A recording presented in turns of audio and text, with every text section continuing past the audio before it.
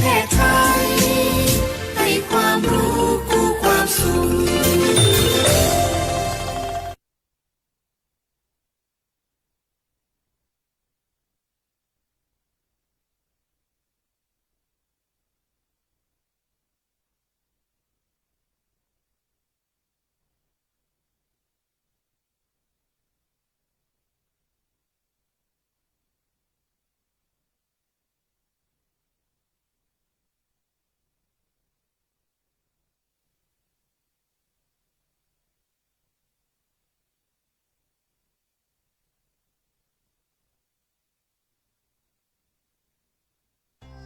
ติดตามรับฟังรายการธรรมะยามเช้า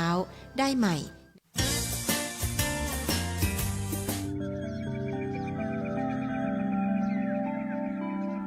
สถานีวิทยุกระจายเสียงแห่งประเทศไทยจังหวัดลำปาง FM 97 เมกะเฮิรตซ์เสนอรายการธรรมะยามเช้า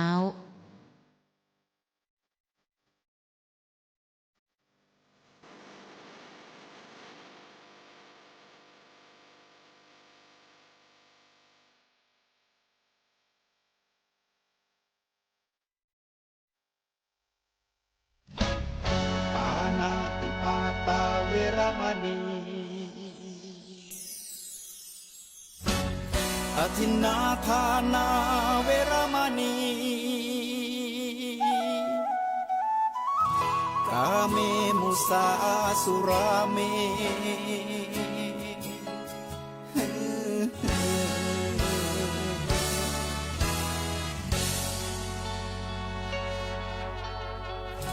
ศีลคือข้อห้ามธรรมคือข้อ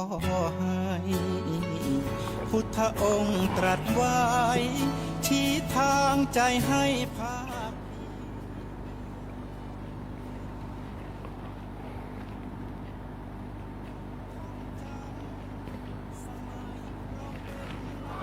คนเฮาแก่แล้วโลกามากวนส่งควรทำดีไว้กินเมื่อหน้าคือมันรักษาศีล8 ศีล 5คือสมราคาแก่ข้าวทำบุญกินตาลเบิกบานจืนยาวไว้เป็นห่อเข้านำตางวัดวาบ่ละธรรมะบ่จางมันเพี้ยวหนตางไปวันละหน่อยไปวันละหน่อยและนายเฮยถวายความเคารพหลวงพ่อเจ้าคณะจังหวัดลำปางหลวงพ่อรองเจ้าคณะจังหวัดหลวงพ่อเจ้าคณะอำเภอหลวงพ่อรองเจ้าคณะอำเภอหลวงพ่อเจ้าวัดหลวงพ่อเจ้าคณะตำบลพระนินเถรทุกรูปทุกตนก็ขอปั่มเปล่งบารมีสังฆรัตนะเพื่อแผ่ให้กับคณะสัตยาญาติโยมหลายสร้างเป็นกำลังภายในพลังจิตวิญญาณให้กับคณะสัตยาญาติโยมหลายได้ปลุกตื่นขึ้นมาดำเนินชีวิตอย่างปนห้องว่าใสสว่างสะอาดสงบนะในการดำเนินชีวิตของคนเฮาแต่ละวันไปแล้วก็ขอเจริญพรกับคณะสัตยาญาติโยมผู้ฟังทุกคนทุกท่านโดยในช่วงยามเจ้าตี 5จนถึง 6 โมงเจ้าสถานีวิทยุสวทลำปาง FM 97 เมกะเฮิรตซ์ก็จะได้ยินเสียงธรรมะยามเจ้ากันเพื่อให้เป็นเปื้อนทั้งจิตเป็นเปื้อนทั้งใจเป็นมิตรตั้งภายในในกายในตัวในตนคณะสัตยาญาติโยมทั้งหลายอย่างน้อยก็คือเป็นอาหารสติในการดำเนินชีวิตเราเพื่อปลุกตื่นพักดันขับเคลื่อน การดำเนินชีวิตของเราคือมีสติในการดำเนินชีวิตของเราในช่วงธรรมะยามเจ้าในวันนี้นะก็รายการธรรมะยามเจ้าก็จะมีคณะสงฆ์เราจังหวัดลำปางแล้วก็มีสถานีวิทยุสวทลำปางของเราโดยการบริหารงานโดยผู้อำนวยการสถานีคุณอัญชันสรลำนะแล้วก็คุณการจนาอินทาหัวหน้าฝ่ายรายการคุณเอลชุติการเราใช้คุณก้อยอัชราพรป้องจันทร์คุณบรรหารสุยะอันนี้ก็คือเป็นทีมงานสวทลำปางเราพร้อมกับทีมงานฝ่ายช่างหัวหน้าประสานทีมทองคุณแหลมเพชรนันตาแสงคุณผู้เพียงพงศ์ศิริแสนช่างต่อวัดที่ร้อยตีอาทิตย์วรรณวารีพร้อมโดยช่างเดียวประยุทธ์พงษ์ดวงชมพูวันนี้เขาได้ช่างควบคุมภาพควบคุมเสียงช่างดิวประยุทธ์พงษ์ดวงชมพูควบคุมภาพควบคุมเสียงกับหมู่เขาทั้งหลายสถานเจ้าบ้านตีตั้งนาดาฟังกันที่อยู่ต่างบ้านตื่นเจ้าขึ้นมาเปิดธรรมะยามเจ้าตั้งสอทรลำปางเขาคอยควายมาก็ไปฟัง 106.5 เมกะเฮิรตซ์วิทยุเพื่อการศึกษาวิทยาลัยสงฆ์นครลำปางเขาเป็นสถานีเผยแผ่ธรรมะกันบอกว่าจะเป็นตั้งคณะสงฆ์คณะนิสิตอย่างต่างๆเพิ่นก็มาจัดการจัดงานกันงานรายการธรรมะยามเจ้าเฮาส่วนสวทลำปางของเขานั่นก็จะมีทุกวันเจ้าทุกวันนะตอนเจ้า6 โมง 5 โมงจนถึง6 โมงนะก็จะมีธรรมะยามเจ้าเป็นประจำนะขึ้นอยู่กับสถานการณ์ในยุคปัจจุบันเนี่ยเหมือนเข้าสังขารก็ล่วงโรยบางเตี่ยเพิ่นเฮาว่าร่างกายอ่อนแอลูกม้าบ่ไหวพ่องนะก็คือตังแห่งประเทศไทยเพิ่นตัดรายการเข้าไปนะบางเตี่ยก็ภารกิจเนี่ยในด้านคณะสงฆ์นะก็เนี่ยคือรายการธรรมะยามเจ้าก็ได้เอาแห่งประเทศไทยเพิ่นออกนะฮะอันนี้ก็ขึ้นอยู่กับสถานการณ์ในช่วงไหวแต่ละคนเขาในยุคปัจจุบันจะบ่เหมือนกันกับสมัยแต่ก่อนมันจะมีคนสืบทอดกันบอกว่าจะเป็นพระแก่พระเฒ่านะพอมดล่วงลดสังขารไปก็มีพระหนุ่มพระน้อยกันสืบสารสืบแตนกันโดยเฉพาะสวทลำปางเขาเนี่ยจะเป็นพระนักเสียสละบอกว่าจะเป็นพระครูสิริธรรมบัณฑิตเจ้าวาดวัดมิ่งเมืองมูลแล้วก็รองผู้อำนวยการวิไลสงฆ์นครลำปางเขาพระครูสถิตธรรมวิพัฒน์เจ้าวาดวัดบ้านไร่ศิลาทองเจ้าหน้าตำบลพิจัยเขต 3ได้เสียสละเวลามาออกอาการให้กับคณะสัทธาญาติโยมทั้งหลายก็ถือว่าเป็นพระลูกหลานคนลำปางบ้านเฮาที่ได้มาเทศน์มาบรรยายโดยเฉพาะใจภาษาพื้นเมืองล้านนาเป็นภาษาถิ่นเฮาประเทศไทยเฮานี่มีหลายภาษาลาวภาษาเขมรภาษาขอมเนี่ยภาษายาวีเนี่ยรวมกันจึง4 ภาคเกิดขึ้นในประเทศไทยเฮานะเพราะฉะนั้นเนี่ยภาษาเนี่ยโดยเฉพาะพื้นเมืองล้านนาเฮาก็จะสืบมาจากทั้งปุ่นทั้งไทยใหญ่พ่องทั้งลาวทั้งอย่างผสมผสานกันไปที่เขาสื่อสารกันเข้าใจกันนั่นแหละคนเฮาว่าเป็นภาษาถิ่นภาษาพื้นเมืองตีดื่มดำกันเนี่ยคือเกิดความรู้สึกพิเศษเหมือนกับเขาอยู่กรุงเทพเขาได้ยินภาษาเขาโป๊มันมีความสุขใจและโดยเฉพาะอย่างปีใหม่หน้าเนี่ยได้ยินเพลงปีใหม่โป๊มันมีความสุขนะจุมาน้อยขึ้นได้ของดำหัวปีใหม่พ่องมันมีความสุขเพื่อได้ยินโป๊เนี่ยมันอยากให้กลับบ้านมันอยากมาโป๊ปอโป๊แม่นั่นแหละคืออริยธรรมประเพณีพอเขาย้อนกลับไปปุ๊บมันจะแยกเขาสติคือความระลึกได้รู้สึกตัวพอเขาย้อนกลับไประลึกได้นั่นแหละคือเขามีสติคือความระลึกได้สัมปชัญญะความรู้ตัวระลึกได้รู้ตัวปุ๊บมันจะเป็นสิ่งที่เขาเกิดปิติขึ้นมาเกิดความรู้สึกพิเศษขึ้นมามีความระลึกนึกถึงกึศเติงหาว่าคิดจิตกึศเติงหามันก็เหมือนกับเขาไปถึงตั้งป่ายพูดแล้วเขาย้อนกลับลงมาแล้วเขากลับขึ้นไปทำไมนะทบทวนกันวิถีชีวิตเขาก็เช่นเดียวกันเนี่ยถ้าเขามีสติเขามีสัมปชัญญะทบทวนจากอดีตจนถึงปัจจุบันทบทวนจากปัจจุบันจนถึงอดีตมันจะเนี่ยชีวิตเขาเนี่ยคนเขาว่าดำเนินชีวิตไปอย่างราบรื่นเหมือนกับสังเกตพอเวลาเขาลืมเหมือนอย่างเขาย้อนกลับไปใหม่แล้วกลับมาใหม่ถ้าไม่ได้ก็กลับไปกลับมาเอาโจรจำได้ในที่สุดปุ๊บมันก็เป็นพฤติกรรมอย่างเขาจำได้นั่นแหละคนเขาว่าวิถีชีวิตคนเราบางทีเขาผิดพลาดไปปุ๊บเขาก็ตั้งต้นเริ่มต้นใหม่นั่นแหละแต่บางคนเป็นบาเริ่มต้นใหม่เป็นไปตั้งหน้าติ๊กนะพอไปตั้งหน้าติ๊กปุ๊บก็เหมือนกับคนดุไปปุ๊บไปตั้งหน้าติ๊กมาความมืดกว่าเขาไปคล้องสะดุดกันแถมนะอันนี้เป็นต้นนี่แหละคือวิถีชีวิตคนเราถ้าชีวิตจะราบรื่นเนี่ยจะต้องใจสติใจสัมปชัญญะในการดำเนินชีวิตเพื่อให้เกิดปัญญาแสงสว่างในการดำเนินชีวิตทุกคนทุกท่านมีปัญหาทุกคนทุกท่านมีความทุกข์อยู่เบื้องหน้าแต่เขาจะแก้ปัญหาแก้ความทุกข์นั่นที่ใดพระพุทธเจ้าเปิดสอนวิธีการให้เขาว่าวิธีแก้ความทุกข์เนี่ยก็คือเพื่อหาเหตุผลเพื่อหาหลักการเพื่อหาแนวทางเพื่อหาความดับ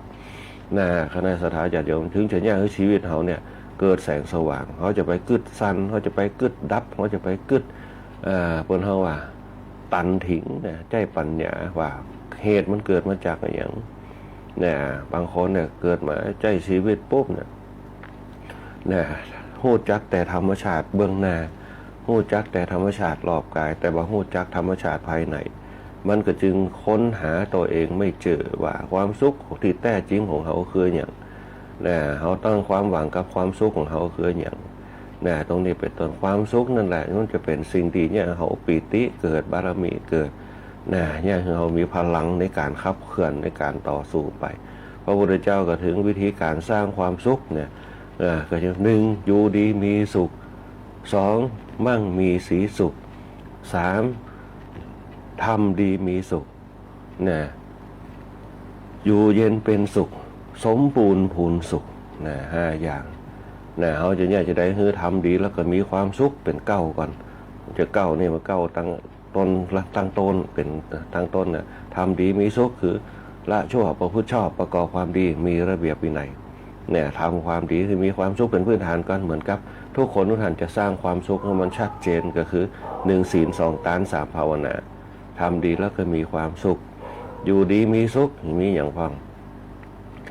ขยันหารักษาให้ดี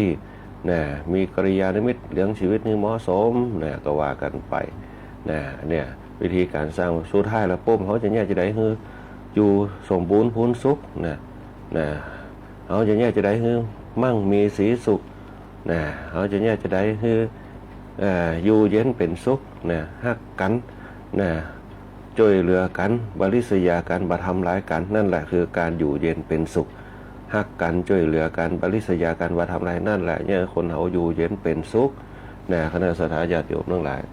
พระพุทธเจ้าเพิ่งกับแปลงวิธีการมือเขาถ้าเขารู้จักสร้างฐานตัวเก่าคือทำดีแล้วก็มีความสุขเขาจะอยู่กันม่วนนึกถึงอย่างว่าต้องเอาเรื่องอะไรอย่างมายุ่งมาเข้ามาเกี่ยวข้องกับปัญหาเวลาเขาโอ้กันมันกินกันมันจะไปเอาเรื่องความทุกข์มาโอ้กันจะไปเอาเรื่องปัญหามาโอ้กันเรื่องสร้างสรรค์มันจะม่วนคนห้องทำดีแล้วก็มีความสุขละชั่วประพฤติชอบประพฤติในสิ่งดีสร้างกิจกรรมที่มันดีๆเกิดขึ้นสร้างกิจกรรมที่มันสร้างสรรค์ว่าจะสร้างกิจกรรมที่มันเศร้าหมองที่มันบ่าเนี่ยให้เกิดความเจริญก้าวหน้าให้มันเนี่ยคือมันบนหัวม่วนนั้นกันล่าเริงกันจะพึกษาประกอบความดีเนี่ยทำกิจกรรมรวมกันที่มันสร้างสรรค์ขึ้นมาแล้วก็พยายามควบคุมตัวเก่าให้ได้ด้วยสติด้วยสัมปชัญญะด้วยปัญญานั่นแหละบนห้องวิธีการทำความดีให้มีความสุขแล้วก็หมู่เขาจะอยู่ด้วยกันม่วนสังคมเขาในยุคปัจจุบันเขาจะหันสิ่งต่างๆเกิดขึ้นเยอะแยะมากมายโดยการพลิกแปลงวิสัยความเป็นมนุษย์คนเขาทั้งหลายมันก็เลยเนี่ยเกิดปัญหาบอกว่าจะเป็นโทรศัพท์มือถือที่เขาดูกันอยู่บางเตี่ยมันก็มีประโยชน์บางเตี่ยมันก็มีประโยชน์บางเตี่ยมันก็แต่บางเตี่ยมันก็ปลอมเกิดขึ้นตรงนั้นเพราะนั้นสิ่งที่สำคัญที่สุดคือสมองเขาต้องใสก็คือสติสัมปชัญญะต้องใสต้องกึศให้ดีๆต้องฟังดูเหตุผลว่ามันเป็นไปได้หรือเป็นไปไม่ได้เพราะฉะนั้นเนี่ยเมื่อเขาคิดครอบทวนนี้ปุ๊บมันเป็นเรื่องของเขาก็มันเป็นเรื่องของเขาก็ต้องคิดให้ดีๆหลายๆด้านหลักและเหตุผลที่พระพุทธเจ้าได้สอนเอาไว้ใจสติใจสัมปชัญญะใจปัญญาใคร่ควรไต่ตองให้ดีแล้วเขาก็จะบรรลงตัวเก่าเขาจะบรรลงโลกเขาจะบรรลงบนห้องว่าบุคคลรอบด้านแล้วก็เขาบรรลงธรรมชาติตรงนี้ก็ขอฝากให้กับคณะสัตยาติโยมสาธุชนทั้งหลายตัวนำเอาไปเป็นแนวทางเป็นพื้นฐานเปิ้นตึงตัดเอาไว้คือเป็นพื้นฐานมนุษย์คนทั้งหลายคือมีพลังภายในพลังภายนอกพลังภายในคือมีสติปัญญาพลังภายนอกคือมีกำลังวังชาคณะสัตยาติโยมทั้งหลายเพราะนั้นเนี่ยธรรมะเนี่ยเป็นข้อคิดเป็นวิถีชีวิตที่เขานำเอาไปปฏิบัติข้อควรระวังกินยายังมีข้อควรระวังอันนี้เป็นต้นเพราะฉะนั้นธรรมะเนี่ยเขาจะไปคือป่าโอ้พระนุ่มพระตุเจ้าบวชได้ไปกี่พรรษาเขาบอกต้องไปกึศเขาฟังแค่คือเป็นอารมณ์เหมือนกับมาเปิดฟังเพลงถามว่าเขาหู้เรื่องก็เขาบอกหู้เรื่องฟังเพลงบางคนที่จะอยู่ในยุคในสมัยก็หู้เรื่องอยู่แต่เขาได้อย่างได้ความนันทนาการเปิดไปคล้อไปบางคนเพลงแบบมีเนื้อหาก็เปิดเอาหมดเปิดเพลงบรรเลงครับกล่อมไปเปิดกับร้านกับอย่างนี้คือบรรยากาศมันดีกว่าเงียบเหงาไปบนเขาเอามาคล้อกันขึ้นมาเสียงธรรมะก็เช่นเดียวกันเขาก็เอาเป็นข้อคิดมันอาจจะคิดเตือนใจเขาว่าวิธีการจะเนี่ยเขาแก้ไขปัญหาสุขภาพจิตสุขภาพใจเขาจะได้เนี่ยจะได้คือมันซึมเศร้าเหงาหงอยมันหายไป เนี่ยจะได้ให้มันมีสตินักขึ้นคืออย่างเนี่ยจะได้ให้มันมีความสุขนักขึ้นนะความสุขอยู่ที่ใจความสุขความทุกข์อยู่ที่ใจไม่ใช่หรือถ้าเราถือก็เป็นทุกข์ไม่สุขใสนะอันเนี้ยหลวงพ่อพุทธทาสเปิ้นก็สอนนะถ้าเราไม่ถือก็เป็นสุขไม่ทุกข์ใจนะจะเอาอย่างใดความสุขและทุกข์นะเพราะฉะนั้นเขาเลือกเอาอันเนี้ยก็ฝากเอาไว้ให้กับคณะสัตยาญาติโยมทั้งหลายลำพบทเบื้องต้นและการธรรมยามเจ้าก็เจริญพรอนุโมทนาขอบคุณกับสทลำปางเขาตัวตั้งแต่หัวหน้าสถานีผู้อำนวยการสถานีเป็นต้นไปจนถึงฝ่ายช่างเขาจนถึงเจ้าหน้าที่ฝ่ายต่างๆถึงให้ความเปิ้นเฮาว่าสัมพันธมิตรรวมกันหรือว่าสหธรรมิกรวมกันในการต้อนรับเข้าสู้ดูแลในเรื่องของบริการต่างๆเรื่องสื่อที่เข้าไปหาสทลำปางเขาด้วยความละเอียดนะช่วยการช่วยงานอย่างต่างๆคือกับคณะสงฆ์เขาตัวอย่างนั้นสทลำปางอีกด้านหนึ่งคณะสัตยาญาติโยมของเขาที่เข้ามาสู่รายการธรรมะยามเจ้าตั้งแต่เริ่มต้นกันมาเดินทางด้วยกันมาบางคนเดินทางด้วยกันมาระยะเวลาเมินนานถ้าอู้ถึงว่าพ้นก่อนโควิดละเกือบเป็น10 ปีแล้วเดินทางด้วยกันมาได้ทำมาไปเป็นเปื่อนทั้งจิตเป็นเปื่อนทั้งใจในการดำเนินชีวิตของแต่ละคนแต่ละท่านไปในช่วงธรรมะยามเจ้าในช่วงนี้ก็จะเป็นอากาศหนาวๆอากาศหนาวๆต้องระมัดระวังตัวโควิดก็ต้องระมัดระวังเป็นมาละโป๊บอันอาจจะหายเพราะเขามีวัคซีนมีภูมิคุ้มกันแต่มันอาจจะเป็นเหมือนเจ็บคอผ่องเจ็บหัวผ่องเป็นน้ำมูกอย่างผ่องเหมือนกับไข้หวัดใหญ่ต้องระมัดระวังตั้งหูตัวโป๊พยายามจะเป็นไข้ก็ต้องใส่หมวกอุ่นใส่เสื้ออุ่นให้มันอุ่นๆสร้างความร้อนความอบอุ่นในร่างกายของเขาได้จะไปเนี่ยคือความร้อนความอุ่นในร่างกายลดอุณหภูมิลงไปพอลดอุณหภูมิลงไปโป๊มันก็จะพ่ายแพ้ต่อไวรัสต่างๆอันนี้เป็นต้นก็ฝากให้กับคณะสัตยาญาติโยมทั้งหลายตัวในการดำเนินชีวิตของแต่ละวันในอากาศหนาวต้องระมัดระวังน้อยหนึ่งคนเฒ่าแก่เขาใส่หมวกอุ่นเถอะเป็นต้นและเด็กละอ่อนเขาก็เหมือนกันต้องระมัดระวังไปที่ไหนก็ต้องป้องกันบางเตื้อเขาสามารถจะพูดได้โรคภัยไข้เจ็บถ้ามันเป็นเหมือนมันอาจจะมาถึงชีวิตแต่มันสร้างความรำคาญในกับเขาในการทำงานตรงนี้เป็นต้นอันนี้ก็ฝากไปตัวในช่วงนี้ก็จะเป็นช่วงที่ เดี๋ยวสักกรรมหนึ่งเขาจะมาทักทายกันในช่วงท้ายๆกับคณะสัตยาญาติโยมที่เข้ามาสร้างสัมพันธชนสัมพันธมิตรรวมกันในโรงธรรมสภาแห่งนี้อาจจะมาเป็นอัตลักษณ์จะเป็นรูปลักษณ์ขึ้นมาแต่เอามาด้วยจิตวิญญาณของแต่ละคนแต่ละท่านสร้างจิตวิญญาณรวมกันในเสียงในสัญญาณตรงนี้ปักลักปักมุดกติสวทลำปางของเขาตั้งจิตแต่ละคนเป็นกระแสจิตทุกดวงอย่างบางผู้บางท่านก็เข้ามาสู่เพจรายการธรรมะยามเจ้านั่นก็ถือว่าเขาสร้างมุดปักมุดเขาไว้ในโรงธรรมะสภาแห่งนี้โดยมีคณะสงฆ์เผยแผ่ธรรมคือกับคณะสัตยาญาติโยมทั้งหลายได้ฟังกันบางผู้บางท่านก็เปิดวิทยุฟังกันทั้งการราชวงศ์ของการออมสินของการหัวขวของการเข้าเจ้าของการต้นยางของเพิ่นก็เปิดฟังกันด้วยเพราะตั้งบ้านเขาเปิ้นกับฟังวิทยุของโทรศัพท์ของตั้งเกาะขา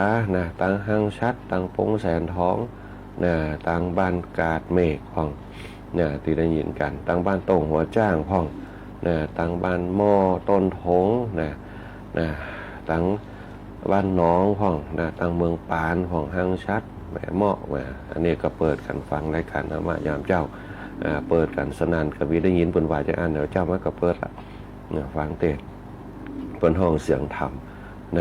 อันนี้ก็เป็นอารมณ์อย่างหนึ่งที่เขาได้รับกันไปซึมซับเข้าไปฟังแล้วย่างเขามีสมาธิเสียงการอู้บางทีเสียงการอู้ถ้าเป็นเสียงธรรมะย่างเขามีสมาธิเขาฟังไปตัวตรงไหนที่มันเพราะหูเขาก็หับเข้าไปที่มันบอกเพราะหูเขาก็เคลียร์ออกไปเขาบ่ต้องไปใส่อารมณ์กับมันเหมือนกับเขากินข้าวถ้าเจอใส่ฮาร์ดปุ๊บเขาใส่อารมณ์กับมันครบลุบแล้วลื่นไปอย่างก็เป็นนิ้วละไปตกอยู่ในกระเพาะบุญเขาเป็นนิ้วได้แต่เขาคล้ายกว้างเขาก็มาเฮือนเป็นนิ้วละเดือนนิ้วคือมาจากอาหารที่มันแข็งที่มันเป็นหินเป็นอย่างมันก็เกาะกัน มันว่าทายออกมามันก็ขำไว้ในไตในนิ้วในดีของเขาเนี่ยเขาคายออกมาเหี่ยปุ๊บมันก็เป็นอย่างเหมือนกับกากเขากินเข้าไปพวกเขาก็คายออกมาอย่างทำมากก็เช่นในว่าที่มันเพราะหูเขาก็ขจัดออกไปเขาใจสติสัมปชัญญะเนี่ยขจัดออกไปถ้าเขาทำได้จีปุ๊บนั่นแหละคือการกำจัดอารมณ์ที่ไม่เหมาะสมอารมณ์ที่มันบ่เพราะหูอารมณ์ที่มันไม่น่าใคร่ในเข้าสู่จิตของเขาเนี่ยนั่นคือพื้นฐานเขาเพราะนั้นเนี่ยคณะสัตยาติโยมหลายธรรมะจึงเป็นอารัมภบทนะคุณเขาว่าประการที่ 4ต่อจากทานศีลภาวนาแล้วก็ธรรมะนั่นเองเนี่ยธรรมะเนี่ยคือธรรมชาติรอบตัวเขาเนี่ยถ้าเขาจักทานจักศีลจักภาวนาแล้วเขาเอาธรรมชาติรอบข้างมารวบรวมกันปุ๊บมาเป็นองค์ประกอบในการทำบุญสิ่งที่เขาจะได้คือปิติเนี่ยเกิดความศรัทธาเนี่ยเกิดความเชื่อมั่นศรัทธาคือความเชื่อมั่นก็เนี่ยให้เกิดบารมีเขาเชื่อในศีลเขาเชื่อในทานเขาเชื่อในภาวนามันเกิดผลกับจิตกับใจเขามันก็ได้บารมีความเต็มอกเต็มใจเหมือนเขาเท่าแก่เขาเป็นปูกันได้ทำบุญได้เนี่ยเหียได้สบายอกสบายใจโล่งอกโล่งใจบางคนขำใจอยู่อยากจะทำบุญให้ผัวตายเก่าเน่าเหมือนไปให้เมียตายเก่าเน่าเหมือนไปให้ลูกให้หลานติดตายไปได้ทำเหียมันต้องทำนักทำน้อยๆตานทำเหียเนี่ยก็ได้มันได้สบายอกสบายใจไปโล่งอกโล่งใจได้ทำละอย่างน้อยก็คือตานให้บุพการีชนที่ได้ล่วงลับดับขันไปให้ได้กินได้ใจเมื่อจิตเขามีเมตตาขนาดนี้แล้วพบจิตเขาเป็นฐานขนาดนี้พบมันก็ยังเกิดธรรมะบารมีอยู่ในจิตหรือจะธรรมะก็คือความว่างเปล่าธรรมะก็คือธรรมชาติธรรมะก็คือสิ่งที่มองบ่เห็นตัวแล้วเกิดความสุขแห่งปิติ ถ้าเขามองธรรมะเป็นหัวข้อก็คืออัตตะตัวตนเขาเอานำเอามาใจแต่ถ้าเขามองธรรมะเป็นธรรมชาติเขานึกถึงว่าเขาอยู่ระหว่างธรรมชาติก็คือดินกับ อยู่ดินกับฟ้า นะเขาอยู่ระหว่างดินกับฟ้าเนี่ยตอนเนี้ยเขานั่งอยู่เนี่ยเขาอยู่บนดินบนหัวเขาพอขึ้นไปก็เป็นบนฟ้าในช่องว่างระหว่างช่องว่างระหว่างดินกับฟ้ามันเป็นช่องว่างคืออากาศธาตุนะธาตุดินธาตุน้ำธาตุลมไปรวมตัวเป็นอากาศธาตุที่เขาจับต้องมาได้แต่เขาสามารถสัมผัสได้ด้วยไอดินด้วยความแข็งของดินด้วยเมฆด้วยน้ำเนี่ยเขาสัมผัสได้ความชุ่มชื้นจากน้ำที่เขาตักขึ้นมากินแต่เขามีความรู้สึกว่าความชุ่มชื้นเนี่ยเกิดมาจากน้ำแต่ความแห้งความอุ่นก็คือมาจากไฟสิ่งที่มันเข้ามาสัมผัสตัวเขาคือเกิดความรู้สึกก็คือลมนี่เป็นต้นเขาก็จะแทงว่าเขาหูจักธาตุธาตุหรือว่าธรรมชาติอันนี้เป็นต้นเพราะฉะนั้นเนี่ยแหละคือช่องว่างระหว่างดินกับฟ้าช่องว่างระหว่างธรรมชาติเหมือนกับบุญกับบาปช่องว่างระหว่างบุญกับบาปเขาจะทำอะไรอย่างถ้าเขาทำดีเขาก็ได้น้ำหนักแห่งบุญถ้าเขาทำบดีก็น้ำหนักแห่งบาปถ้าเขาเกิดดีเขาก็ได้ความสุขถ้าเขาเกิดบดีเขาก็ได้ความทุกข์ความซึมเศร้าความขำอกขำใจนั่นแหละคือเขาแก้ปัญหาตรงช่องว่างระหว่างตรงนี้คือได้พระพุทธเจ้าผมยังบอกว่าให้พิจารณาสิ่งแวดล้อมพิจารณาธรรมชาติก็คือธรรมะที่เขามาจากปุ๊บเนี่ยเขาต้องมีความอดทนเหมือนกับเขาจะไปทำงานเขาวันนี้เขาจะเริ่มทำงานสิ่งที่เขาทำคืออย่างคืองานช่องว่างระหว่างเขาจะเริ่มทำกับงานเนี่ยก็คือวิธีการวิธีทำตรงนี้เป็นต้นเพราะเขาทำวิธีทำมันอย่างมั่นคงมันก็เสร็จงานได้แต่ละวันไปเพราะฉะนั้นสิ่งที่สำคัญของเขาคือช่องว่างระหว่างสิ่งเหล่านั้นเหมือนกับที่อาตมาภาพยกเหมือนกับการสร้างบุญช่องว่างระหว่างบุญเนี่ยที่เขาจะทำกันว่าบุญจะเป็นบุญทานจะเป็นบุญศีลมันจะเป็นบุญภาวนาทั้ง3อย่างเนี่ยมันเป็นบุญคืออย่างบุญคือความสดใสทำแล้วสบายอกสบายใจแต่ถ้าเขาทำไปกึดหน้าปุ๊บมันก็เกิดปัญหาว่ามันจะไปติดข้องมองใจตรงไหนติดข้างเลยเขาไม่ต้องไปกึดถึงตรงนั้นเพียงแต่ว่าจิตวิญญาณของเราเริ่มต้นได้ดีก็คือจิตของเขาส่งไปเป้าหมายเขาคืออย่างเขาทำไปเหมือนเขาจะปุ่งลูกศรไปปักเป้ามันก็คือเป้าหมายปุ่งลูกศรไปเนี่ยถ้าเขาปุ่งไปตรงเป้าแสดงว่าจิตของเขาเข้มแข็งจิตของเขาศรัทธาเชื่อมั่นมันจึงไปหาสิ่งนั้นถึงสิ่งตัวนั้นเนี่ยมันอาจจะเป็นสนิมมันอาจจะบะคมก็ได้แต่มันปักด้วยความเชื่อมั่นเหมือนกับเขาทำบุญก็เหมือนเดียวกันเหมือนเขากับส่งไปสนีเนี่ย ลักษณะเดียวกันเขาจะมีคนไปส่งฮื้อนั่นถึงจะถึงมันขึ้นอยู่กับการจาหน้าสอง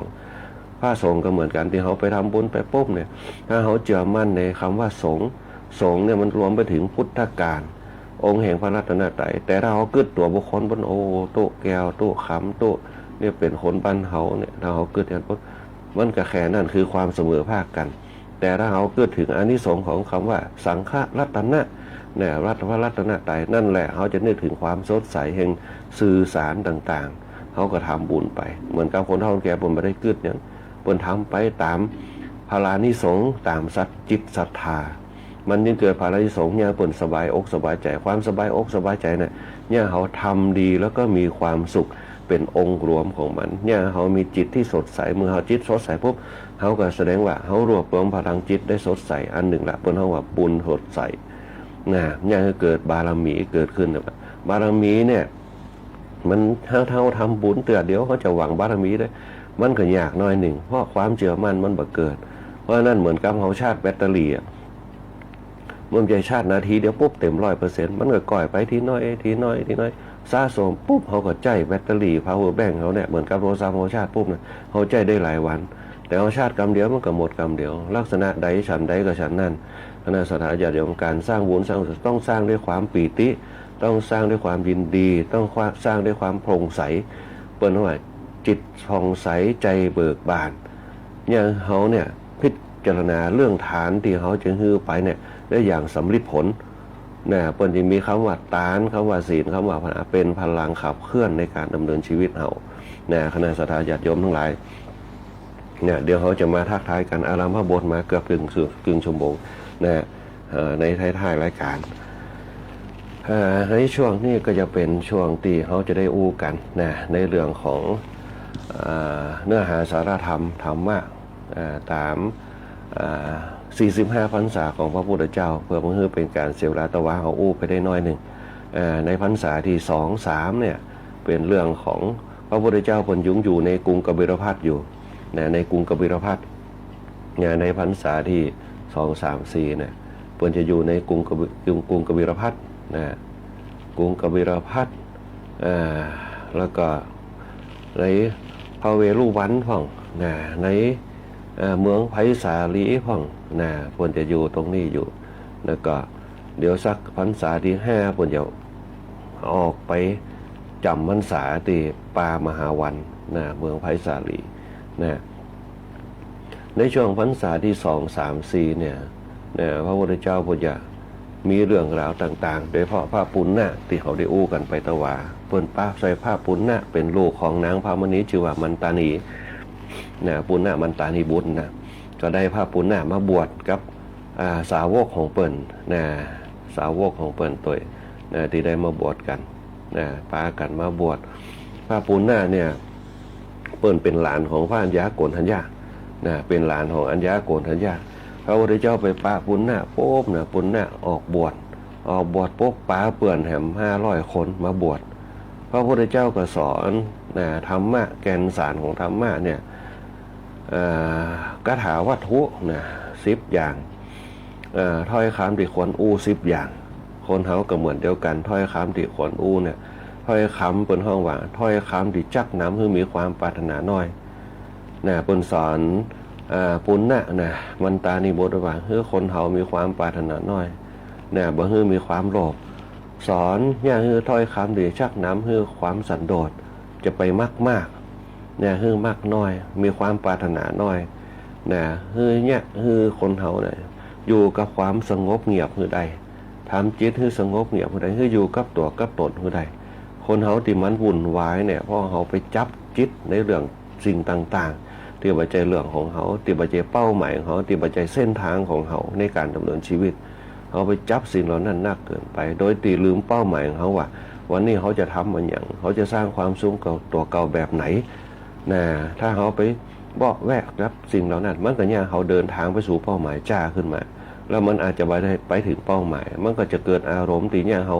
ไปปุ๊บมันมุดงิดเถอะก่อนบักไปสักคำถึงเป้าหมายของเขาวันนั้นเพราะนั่นเนี่ยเปิดนึงบอกว่าวิถีชีวิตคนเขาตื่นเจ้ามาปุ๊บเนี่ยปัญญาสดใสใจเบิกบานต้องตั้งเป้าหมายชีวิตของเขาได้ว่าวันนี้เขาจะทำเนี่ยบางคนก็ไปทำงาน ตั้งเป้าหมายว่านี่เขาจะบักกับเจ้าจะบักเครียดเขาจะบักโคนเขามาจะอย่างทำด้วยเมตตาที่ดีที่สุดเวลาเป็นว่าอย่างก็ยอมรับด้วยความเมตตายินดีทำด้วยความเมตตายินดีที่จะอยู่ด้วยกันด้วยความเมตตาอยู่ด้วยความสงัดอีกอันหนึ่งเป็นพระพุทธเจ้าก็สอนปุณณมันตานีบุตรว่าบางอย่างเนี่ยการอยู่ในหมู่คณะเนี่ยต้องมีสติให้ดีๆเหมือนกำเขาบอกว่าคนเดียวหัวหาย2 คนเปิ้นตาย3 คนสบายมันก็แม่นอยู่บางอย่างอันนั้นเพิ่นเฮาภาคปฏิบัติมันสบายเฮารวมพลังกันแต่การอยู่ร่วมกันพวกเนี่ยบางครั้งอารมณ์มันบ่เหมือนกันสติมันบ่เหมือนกันเพราะฉะนั้นต้องควบคุมสติให้ดีคนหนึ่งอาจจะว่าแหมอย่างคนหนึ่งอาจจะว่าแหมอย่างคนหนึ่งอาจจะว่าแหมอย่างคน10 คนเนี่ยคนแรกอู้กับคนที่10อู้จะบ่เหมือนกันเพราะนั้นเนี่ยเราต้องพิจารณาในการไม่ละคนด้วยหมู่เพราะนั้นการไม่ละคนด้วยหมู่เนี่ยจะเป็นปัญหาอุปสรรคในการใจสติในการสัมปชัญญะในปัญญาของเขาเหมือนกับคนหลายคนบางคนก็เปิดร้านเปิดจ้องเนี่ยสังเกตว่าบางคนก็สร้างนั่นบางคนก็สร้างนี่อันนี้เป็นต้นถ้าเขาสติดีปุ๊บเนี่ยมันจะจำได้แม่นเหมือนกับเปิดไข่ขวาสร้างนั้นชั้นนี้พวกจำได้แม่นสติดีเนี่ยจะจำได้แม่นเนี่ยคือเกิดเสน่ห์กับตัวเก่าถ้าสติดีปุ๊บมันจะบรรหลงเอานั่นใส่เอานี่ใส่ป๊อปแป๊บป๊อปแป๊บแป๊บเสิร์ฟไปอันนี้เป็นต้นนั่นแหละเนี่ยเขามีสติแล้วก็ทำงานมีระบบบ่ประมาทด้วยทางสติเหมือนกับถามว่าเตียนเนี่ยถ้ามันมีแสงสว่างเนี่ยแสดงว่ามันไส้มันดีแล้วมันมีประกายเนี่ยแสดงว่าไหวพริบปฏิภาณมันดีเปรียบเสมือนคนเฮาทั้งหลายแล้วนั่นเนี่ยต้องสร้างสมรรถนะต่อเก่าให้ดีๆบนบอกว่าบางคนด้วยหมู่ต้องมีเสน่ห์กับตัวเก่าสร้างเสน่ห์กับตัวเก่าโดยคนหมู่มากทั้งหลายมีสติขึ้นนักคนเดียวเขาอยู่คนเดียวเนี่ยเขายังประมาทเขายังพลาดแม้แต่กินข้าวยังครบสลิ้นตัวเก่าสติเขาบ่มีแม้แต่เขาจะเดินไปยังคล่องแข็งตัวเก่าสติเขามีบางทีเขาเดินไปปุ๊บเอานี่ก้อยไปกล้องใส่ไฟมาเอานี่ก้อยไปตั้งเสลียมโต๊ะออกมาสติเขาฉะไหนคนเฮาทั้งหลายที่อยู่ไปยิงเฮาได้ยินกรรมที่กระทบกับตัวเฮาที่มันบ่เข้าหูเฮาว่าคือตัวเฮาพวกเฮาก็โคตรล่ะแต่เฮาปล่อยมันไปเหี้ยธรรมดาเป็นสัตว์โลกทั้งหลายแม้แต่พระพุทธปฏิมาปากแดงโป๊บยังตำหนิเปิ้นได้อันเนี้ยเป็นธรรมดาเพราะฉะนั้นก็ปล่อยไปสิ่งดีที่สุดคือแผ่เมตตาสัพเพสัตตาเวลาโหนตุสัพเพสัตตาสุขิตาโหนตุเฮาเนี่ยจะได้เฮาก็ทำจานทำจิตใจให้ร่มเย็นเป็นพอทำให้เราจิตใจร่มเย็นเป็นพออันนี้แหละคือการอยู่ด้วยหมู่คณะหมู่คณะหมู่มากมันเป็นธรรมดาเหมือนกับต้นไม้มันอยู่ด้วยกันนักปุ๊บถ้าต้นไหนที่มันอยู่เป็นห่างจากต้นไม้ในระยะนั้นปุ๊บมันก็จะบรรล่มได้เวลาพายุขึ้นมาลดต้นที่มันอยู่โดดเดียวมันก็บรรล่มเพราะว่าต้นหมู่นั่นเนี่ยมันล้อมไปอย่างมดล่มไปอย่างมดกันเป็นหมู่อันที่5เนี่ยพระพุทธเจ้าเนี่ยเพิ่นสอนคือพระปุณณมันตานิบุตรว่าคือใจความเพียรนักๆความเพียรในการคิดความเพียรในการทำความเพียรในการความเพียรในการคิดหรือคิดในสิ่งที่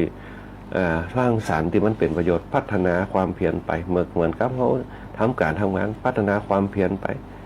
เขาเอาสิ่งที่มันเป็นที่เป็นเขาว่าต่อยอดขึ้นไปให้มันดีๆขึ้นมาความเพียรความเพียรในการกระทำขยันขันแข็งเขาโหว่าวันนี้เขาต้องทำงานถึงเวลาไหนเวลาไหนปุ๊บเขาต้องทำงานความเพียรเขามาถึงวันเพราะความเพียรเขามนุษย์คนทั้งหลายมีความเพียรเป็นเครื่องขับเคลื่อนถ้าเขาเหมือนมีความเพียรก็แสดงว่าเขาก้าวเดินไม่ได้เขาล่างหน้ามาได้เพราะฉะนั้นเขามีความเพียรที่จะตื่นขึ้นมาความภาคเพียรตื่นขึ้นมาทำการทำงานเพราะความภาคเพียรอีกอันหนึ่งก็คือความอดทนความเพียรกับความอดทนเป็นเครื่องคู่จิตของเขาเขาจะต้องสร้างสรรค์ความเพียรความอดทนแต่สิ่งที่สำคัญคือสติที่มันจะแวบลงไปเรื่องของกิเลสทั้งหลายที่มันเนี่ยเขาหนึ่งตาหันหูได้ยินปากได้พูดตรงนี้เป็นต้นต้องระมัดระวังให้ดีความเพียรพระพุทธเจ้าว่า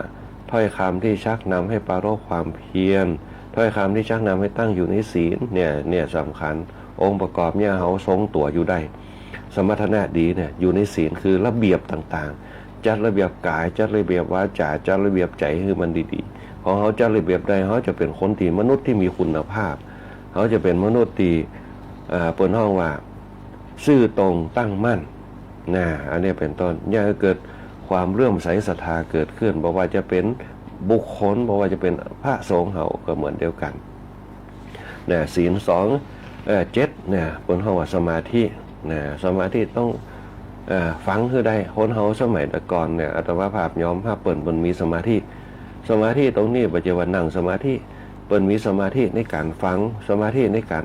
สมาธิในการทำแม่จะโดนกระทบกระทั่งอย่าเปิ่นจะฟังเนี่ยก่อน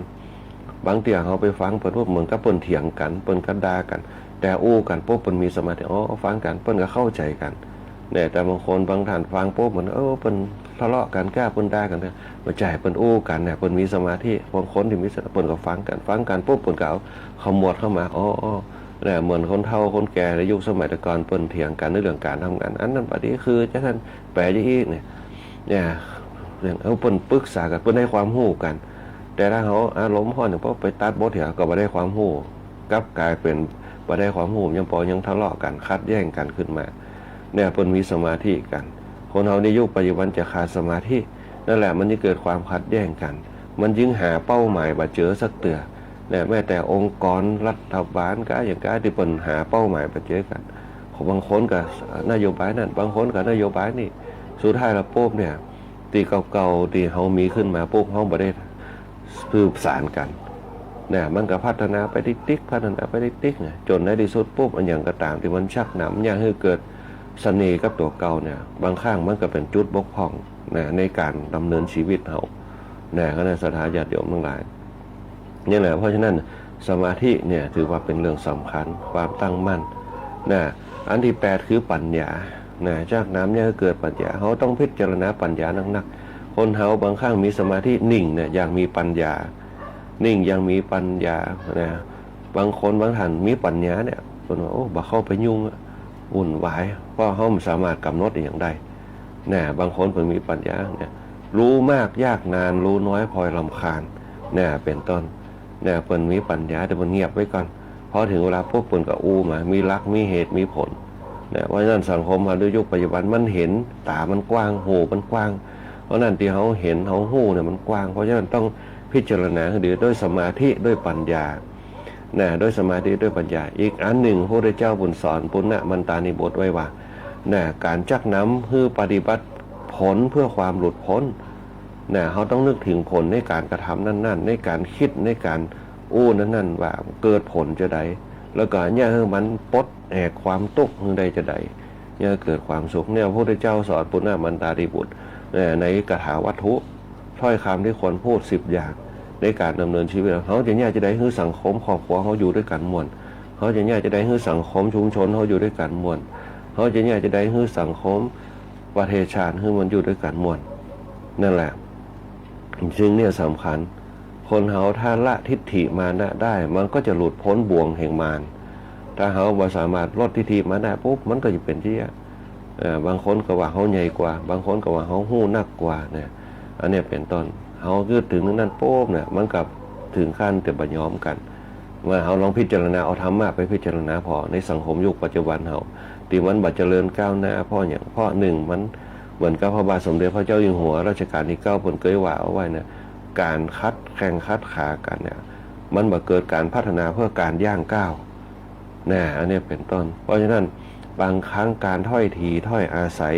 ปรึกษาหารือกันเพื่ออนาคตเพื่อความโปร่งใสในพอ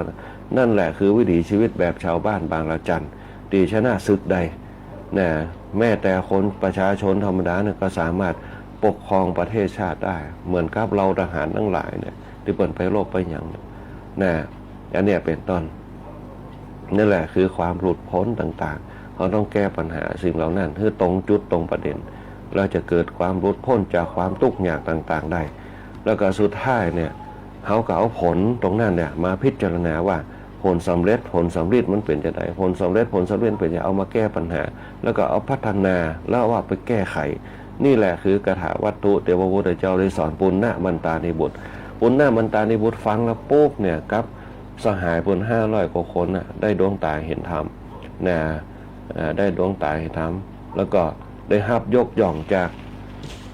พระพุทธเจ้าเป็นผู้ทรงธรรมะกระทึกเป็นผู้นักแน่นในธรรมแล้วก็นำเอาธรรมะไปแจ้ในวิถีชีวิตของเขาได้เหมือนกับคณะสัตยาญาติโยมทั้งหลายฟังธรรมะอยู่ปุ๊บเนี่ย1จิตใจเยือกเย็น2มีสติ3เนี่ยสิ่งเหล่านี้ความศรัทธาความเชื่อมั่น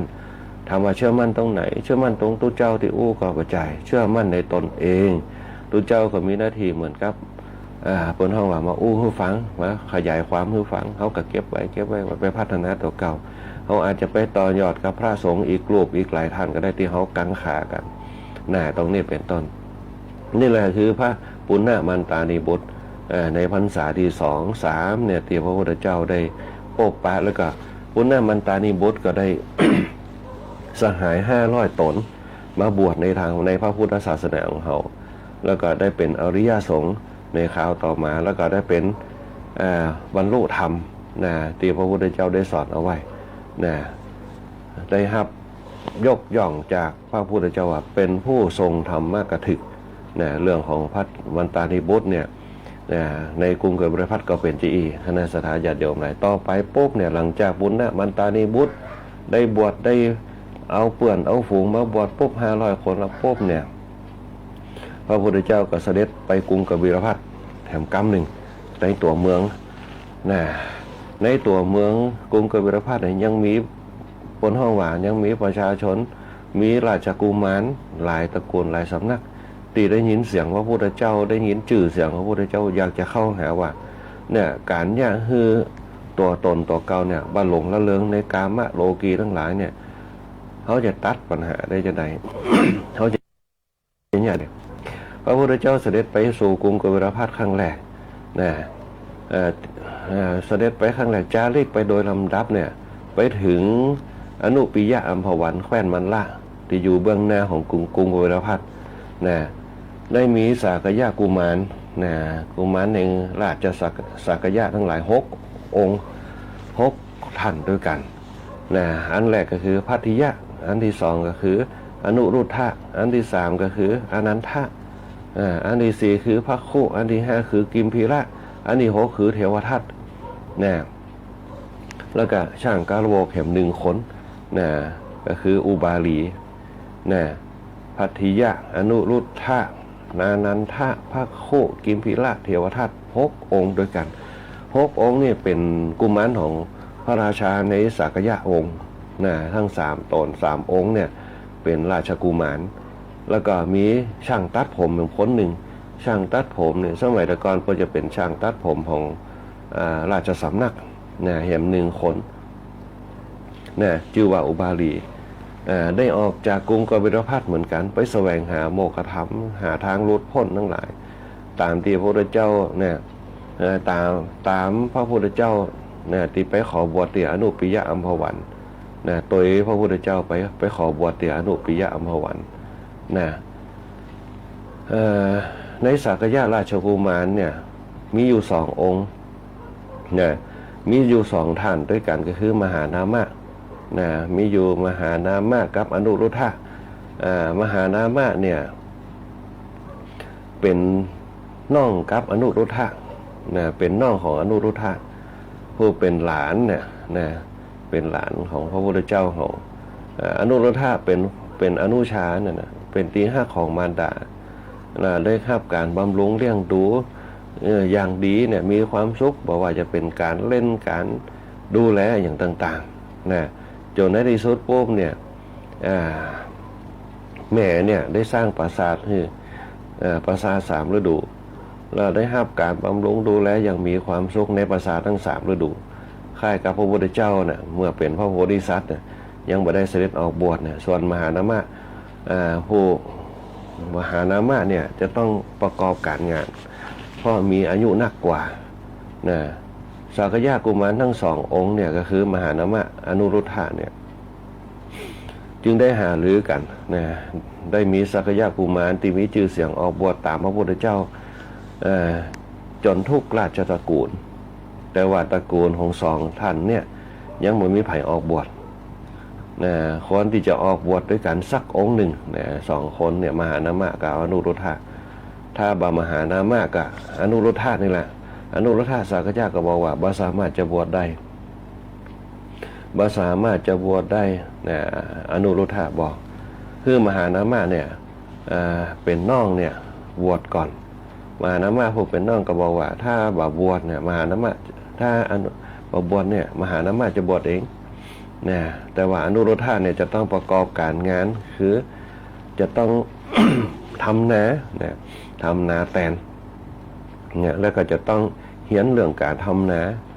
นะอนุรุทธะถ้าอนุรุทธะบวชเนี่ยมหานามะบวชเนี่ยอนุรุทธะจะต้องไปไถนาทำนาไปศึกษาเรื่องการทำนา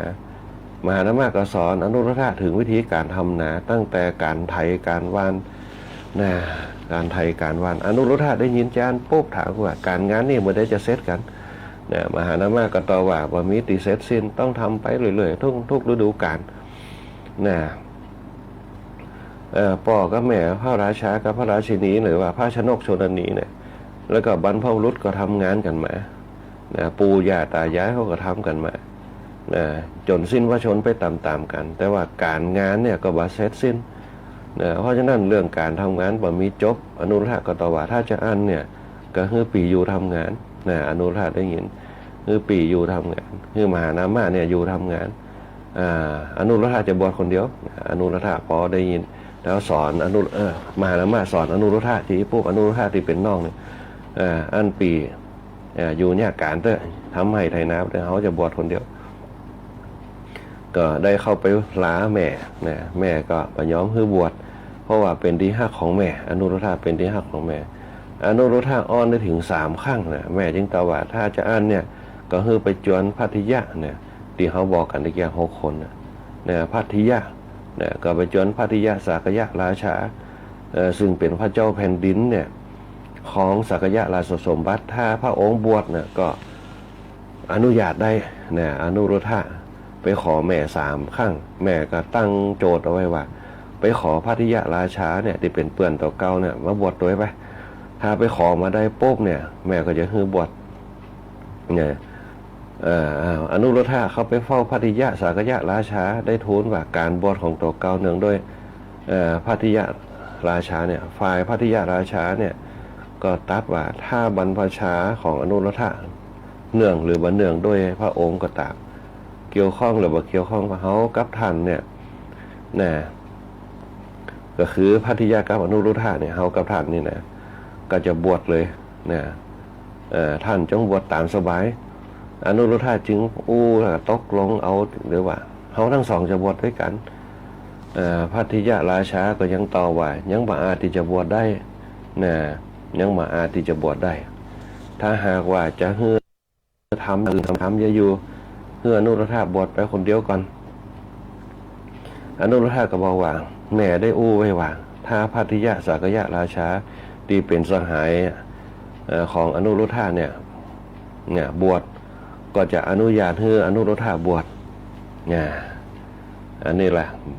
พัทยะสากยะราชาได้ตกลงหับปากว่าเขากับท่านแม้แต่จะตัดข้างไว้ตาอันก็ฟังได้ว่าเขาจักบวชกับท่านเมื่อเป็นเช่นนั้นปุ๊บก็จะต้องบวชด้วยกันพัทยาราชาเมื่อตัดผ่านออกไปแล้วปุ๊บเนี่ยก็จะต้องทรงรักษาถ้อยคำเอาไว้รักษาสัจจะจึงได้ขอพัดว่าแหมสัก7 วันแหมสัก7 ปีก่อยบวชอนุรุทธะพัทยาราชารักษาถ้อยคำรักษาสัจจะไว้กับอนุรุทธะได้ขอพัดว่าแหม7 ปีเนี่ยก่อยมาบวชอนุรุทธะก็บ่ยอมจึงลดลงมาโดยลำดับจนถึง7 วัน7 วันก็ตกลง7 วันก็ตกลงกันพัทยาราชาจึงบอกราชสมบัติให้แก่โอรสและพระพาดาก็คือปีน้องมอบให้กับโอรสและให้กับปีน้องในระหว่าง7 วันนั้นเนี่ยก็ได้ชักชวนกันแถมหลายคนอานันทะพระอานนท์อานันทะซึ่งเป็นโอรสของพระเจ้าอมิโตทนะแล้วก็พระคุกิมพีละ ผู้ซึ่งปรากฏว่าเป็นโอรสของไผ่นะฮะโอพระคู่กัปปิละบางหัวเป็นโลกไผ่ปรากฏจื่อแล้วก็มีพระเทวทัตเนี่ยเป็นโอรสของสุปาพุทธสกะซึ่งเป็นอนุชาของพระนางยะโสธรานะเป็นหลานของพระนางยะโสธราพระมารดาของพระราหุลนั่นเองนะเป็นหลานของพระนางยะโสธราแม่ของพระราหุลนะรวมเป็นสักยะ6พระองค์ได้ออกจากกรุงกบิลพัสนะเมื่อออกไปจากกรุงปุ๊บก็มีได้เสนาตามไปตัวไอ้ก้นไปจนถึงสิ้นอาณาเขตเปิ้นก็บอกให้เสนาคนนั้นเนี่ยเป็นช่างโกรกช่างตัดผมมาถึงเขตเมืองปุ๊บเนี่ยบนวังกลับไปเตะนะกลับไปเตะเนี่ยบอกให้กลับไปนะให้กลับไปบ้านเถียเนี่ยมันต้องมาด้วยกันละนะช่างกระบกของนั่นนะกลับไปเหียนะพอกลับไปปุ๊บเนี่ยอันนี้ก็อุบาลีนั่นก็มายอมนะบัญยอมพ่ออย่างพ่อกลับไปคนเดียวปุ๊บเนี่ยมันจะเป็นที่ข้อสงสัยว่าแล้วกษัตริย์ทั้ง6พระองค์เนี่ยที่อย่างมาตัวนะอุบาลีที่อย่างมาคนเดียวนะจะเป็นที่ข้อสงสัยครับว่านะก็บอกให้อุบาลีกลับประธานหอเครื่องประดับทั้งหมดแห่มปอนะเพื่อจะให้ไปใจเรื่องชีวิตอุบาลีหับหอเครื่องประดับมาเนี่ยน้อยหนึ่งก็หันคิดว่าถ้าจะกลับไปเจ้าสักยะทั้งหลายเนี่ยก็อาจจะฆ่าอุบาลีได้เพราะคงจะคิดว่าเนี่ยตัวเก่าทำไล่กุมารทั้ง6พระองค์แล้วเอาเครื่องประดับนี่มาก็เมื่อพระราชกุมารทั้ง6องค์นี่ออกบวชก็จำเป็นเนี่ยบวชตัวละถึงสละกันหมดเอาหอเครื่องประดับนั้นไปแขวนไว้บนต้นไม้แล้วก็กลับไปหาราชกุมาร6พระองค์ขอตามไปบวชตัวเพราะนั่นเนี่ยจึงรวมเป็น7 ตน 7 คนบวชกันเนี่ยไปเฝ้าที่พระพุทธเจ้าที่อนุปิยะอัมพวันได้พรรษาที่4นะสัทธาญาติโยมก็ได้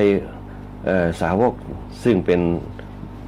พระราชาเนี่ยเป็นบุตรเนี่ยของพระเจ้าในเมืองสากยะเนี่ยได้กันมา6องค์เนี่ย7นั่นก็เป็นอุบาลีช่างกาลบกนะเขาไม่หาพระพุทธเจ้า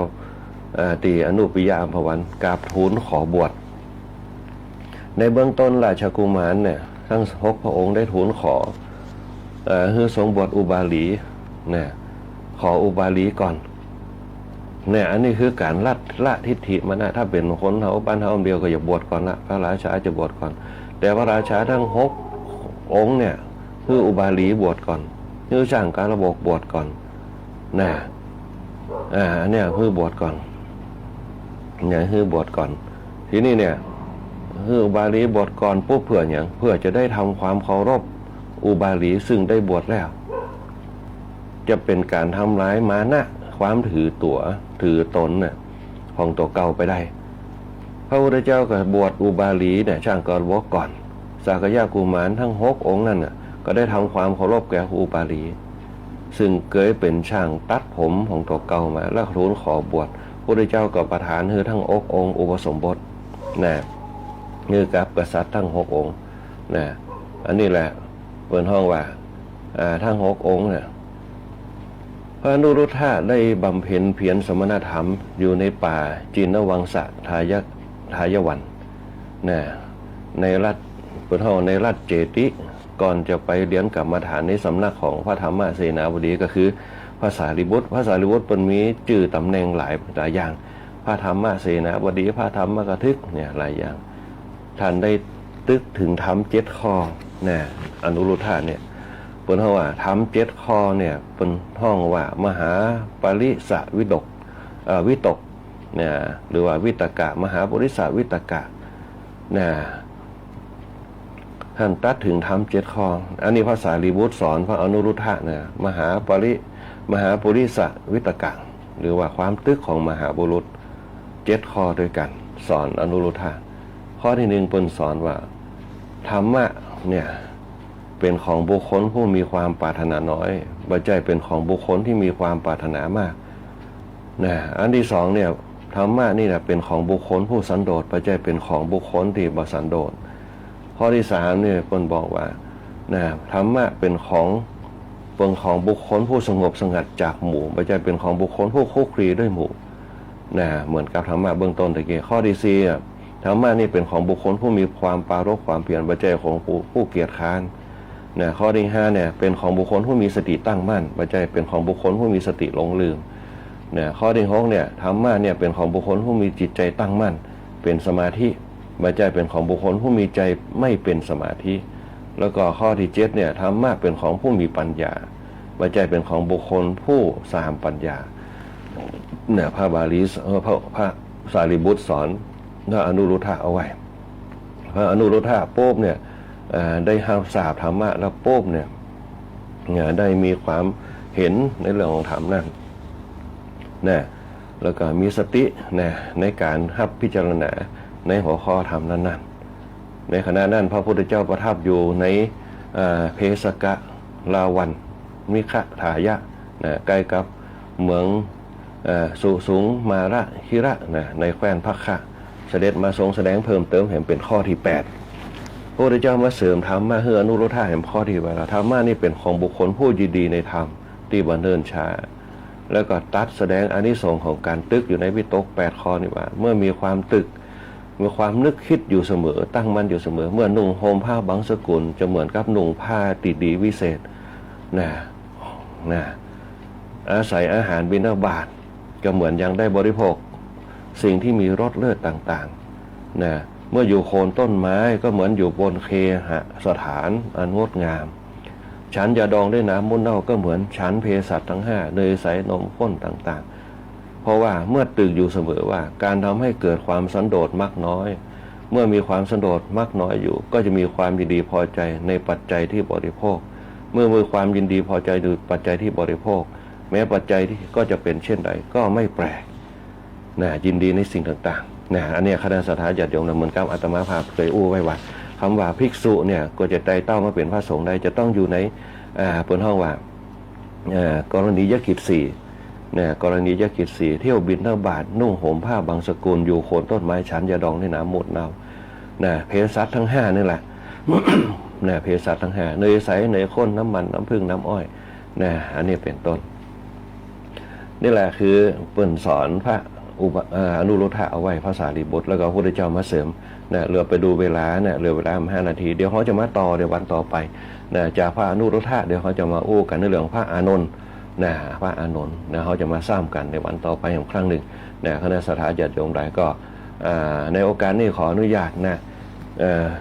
บรรยายธรรมเอาไว้แต่เพียงเท่านี้ก่อนขออนุญาตประกาศข่าวเหลือเวลา5 นาทีในวันที่15วันพรุ่งนี้ทางมูลนิธิไตรลักษณ์เขมกะภิกขุเปิ่นจะทำบุญทักษิณานุปทานอุทิศถวายให้กับหลวงปู่ครูพระเจ้าเกษมเขมโกของเราเนื่องในโอกาสครบรอบ30 ปีแห่งวันละสังขารในวันที่15เวลา9 นาฬิกาเป็นต้นไปขอเชิญคณะสัตยาติโยมไปร่วมการร่วมงานร่วมตานกันได้ที่สุสานไตรลักษณ์ประตูมาอีกวันหนึ่งจะเป็นวันที่26 มกราคม26 มกราคมเนี่ยจะเป็นงานประเพณีวัดพระเจ้าทันใจวันที่26วันจันทร์ที่26 มกราคมพระเจ้างานจะเริ่มตั้งแต่วันที่24 25 26 มกราคมอีกงานหนึ่งก็จะเป็นงานประเพณีของวัดพระธาตุเสด็จวันอาทิตย์ที่1 กุมภาพันธ์เวลา15 นาฬิกาเวลา17 นาฬิกาวัดพระธาตุเสด็จงานเพิ่งจะเริ่มตั้งแต่วันที่28 29 30 31วันที่1 ที่ 2เป็นต้นไปวัดพระธาตุเสด็จแล้วก็อีกงานหนึ่งวันที่2 กุมภาพันธ์จะเป็นงานประเพณีวัดตาเขาน้อยรายละเอียดเดี๋ยวเขาจะอู้ในวันต่อไปอันนี้ก็คืองานกิจงานตานกันที่อู้กับคณะสัตยาติโยมวันนี้เวลาหมดหมดเวลาขอเจริญพรกับคณะสัตยาติโยมกูคู่กูคนที่เข้ามารวมสร้างบารมีธรรมรวมกันที่ชงธรรมะยามเจ้าในวันนี้บอกว่าจะเป็นคุณโยมมิชิโกคุณโยมจันฟองคุณโยมสารวุฒิคุณโยมลาวันคุณโยมแสงเดือนคุณโยมแม่อัมภัยตัวแล้วก็คุณโยมนพดลคุณโยมอุศรีคุณโยมธนชาคุณโยมฮาเล่คุณโยมบนชนกคุณโยมสมชายคุณโยมลาวันคุณโยมปราณอมคุณโยมเพนคุณโยมมะลิแก้วคุณโยมมิชิโกคุณโยมจันฟองคุณโยมต้นน้ำคุณโยมแดงหวานคุณโยมบวรคุณโยมสมัครคุณโยมประกายแล้วก็คุณโยมวันดีคุณโยมพิสมัยคุณโยมสุภาพรคุณโยมสมพรคุณโยมสิรินทโลคุณโยมอัมพันธ์คุณโยมกัญญาคุณโยมจันทร์คำคุณโยมคำมวนคุณโยมสุภาวดีคุณโยมศรีพันธ์คุณโยมจันทาคุณโยมทีบาบิลอนคุณโยมสง่าคุณโยมนวลศรี คุณโยมอาเม่งคุณโยมจันนะที่เข้ามาสร้างบารมีธรรมรวมกันในชนธรรมะยามเจ้าดีเจยุ่ยเขาตัวคุณโยมบุษราพรคุณโยมมะลิแก้วคุณโยมฮาเล่คุณโยมยงยุทธเนี่ยคุณโยมสรวุฒิคุณโยมปินานเบนเขาตัวคุณโยมนพดลคุณโยมสง่าคุณโยมประกายคุณโยมบุญเที่ยงคุณโยมศรีเรียนคุณโยมธนชาคุณโยมอัมพันธ์คุณโยมบวรคุณโยมสุภาวดีคุณโยมสมัครคุณโยมอุศรีคุณโยมสมสายคุณโยมคำบนคุณโยมแสงเดือนคุณโยมทีนะคุณโยมแม่วินิจคุณโยมกัญญาคุณโยมลาวันคุณโยมมนพนะคุณโยมบันดีคุณโยมอาเม่งคุณโยมเต้อนันตชัยนะคุณโยมโยมก้อยเขาจอยดีเจก้อยเขาคุณโยมอัชราพรคุณโยมแดงหวานคุณโยมมนชนกคุณโยมสุภาพรโยมนวลศรีคุณโยมจันทร์คำตุปีติคามโนพิขูตุปีอภินันโถพิขูพระครูพิทักษ์วริยานพระครูวิจารณ์วรการตัวแล้วก็ตู้เจ้าธรรมดาตั้งเสริมงามพระครูสมพลตั้งศาสตร์หนองบงห้างชัดตัวพระครูพรธรรมชัยตำบุตรปลาไหลศิลาทองป้านันทวดีตัวปลาไหลตังบ้านศาสตร์ตัวคุณโยมแม่สุนีตั้งบ้านถงหัวจ้างคุณแม่บัวไข่บ้านตงหัวจ้างที่ฟังรายการธรรมะยามเจ้าอยู่นะคะตามคุณโยมศีลตั้งสอบไข่ใต้ตัวนะคะแล้วก็คุณแม่สลวยตั้งบ้านข้าธริยาตัวที่ฟังรายการธรรมะยามเจ้าอยู่วันนี้เวลาหมดเวลาอาตมาภาพระคุยบุญปริยแต่ก่อนพ่อมครับช่างดิวประยุทธ์พงษ์ดวงชมพูควบภูผ่าโขคุ้มเสียงขอเจริญพรลาครับนักศรัทธาญาติโยมเอาไว้แต่เพียงโอกาสหน้าคนมาพบปะกันใหม่วันนี้ก็ขอเจริญพรติดตามรับฟังรายการธรรมะยามเช้าได้ใหม่ในวันและเวลาเดียวกันนี้ทางสถานีวิทยุกระจายเสียงแห่งประเทศไทยจังหวัดลำปาง FM 97 เมกะเฮิรตซ์